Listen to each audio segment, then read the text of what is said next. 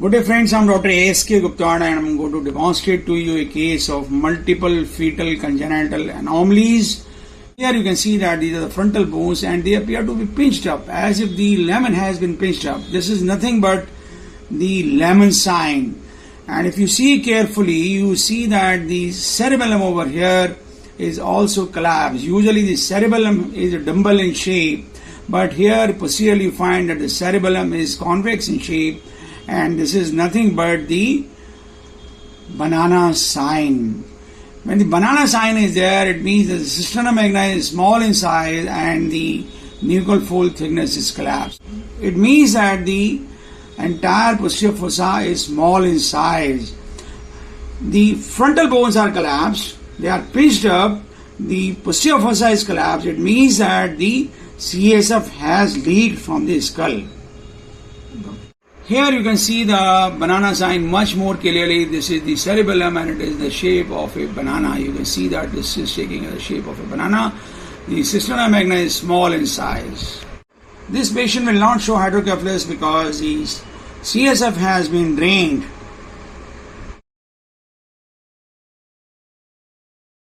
CSF can leak from the neural tissue only if there is a gap in the skull or in the spine. We saw that there was no gap in the skull. It means there has to be a meningocele or meningomyelocele anywhere down the spine. And this is I'm trying to look for the spine over here, and you can see that I cannot make a good view of the spine because the spine is having a open spina bifida defect, and here it is the spina bifida defect. I'll try to show you in the other clip. Here this is the transverse section at the level of thorax. This is the heart, and you can see that this is the open spina bifida defect and this is the meningomyelocele. This is nothing but the meningomyelocele. I'm saying myelocele because there are some tissues over here inside, and this is nothing but the prolapsed neural tissue, and these are the pedicles over here, and this is open spina bifida defect.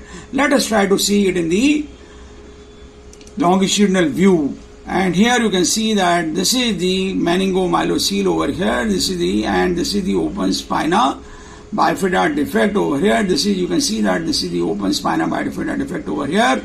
The spine is not well formed. This I'm trying to measure the meningomyelocele, and I find it is about 7.8 into 6.2 millimeters in size. It might be longer than this. Now try to see the entire spine through the transverse section and find that the spina bifida is extending along various sectors, and you can see that this is the skull over here, and down below, going down the skin, we find that this is the meningomyelocele. Down below it is extending down below, and it is the open spina bifida defect. Now we are going to look at the other congenital anomalies which this fetus might be having. Now coming to the feet, and you can see that this is nothing but a foot which has the fanned out toes, and it is seen in the plane in which the leg is also seen, and it is nothing but club foot. Let us try to see both the feet, and we find that both the feet, they are showing club foot. This foot is also club foot and this foot is also club foot. And both the lower legs, they are showing crossed, and they are maintaining a cross posture all through the examination. It means that they are showing seizuring.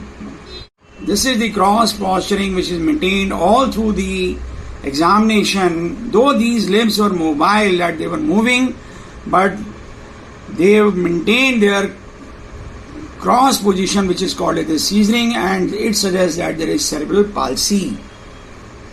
If the limbs are not moving, we can surely say that we might be dealing with a case of paraplegia occurring because of the meningomyelocele. This is the limbs in the movement, and you can see that the limbs are crossed, but they occasionally move a bit, suggesting the limb movements are there. There is no paraplegia. This I am trying to show you the legs which are there after the movement. In the previous clip I showed you the legs in the seizuring position, but occasionally legs move and they show the movement and show a different position also, but whenever resting they go into the seizuring position, suggesting that there is cerebral palsy.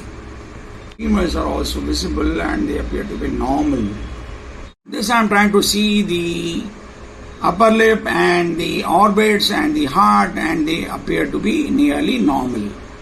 Here I am trying to show you the spine in the posterior part, the lower part, and the spine is not very well. Showing the hands, both the hands were normal, there was no evidence of any polydactyly. I hope we have been able to demonstrate a good case of multiple congenital anomalies with Lehmann sign, banana sign, meningomyelocele in the thoracic region, open spina bifida defect, and the bilateral club foot with normal AFI. Why this patient was having normal AFI? Despite the neurological open spina bifida defect, in the neurological defects we find that there should be polyhydramnios. This patient had normal AFI because the kidneys of this fetus were not working properly and they were not producing good amount of urine. So whatever the extra urine was to be formed, because the leakage of the CSF was not being formed, and this fetus was maintaining a homeostatic balance in the AFI. Here you can see that the bladder of the fetus is not very well visualized. It means that the kidneys are not well functioning, and that is the reason that this fetus is having normal AFI despite having open spina bifida defect. I hope you like this video. In case you like it, please do subscribe to our channel. Do not forget to press the like button and share the video among large number of friends. Thank you very much.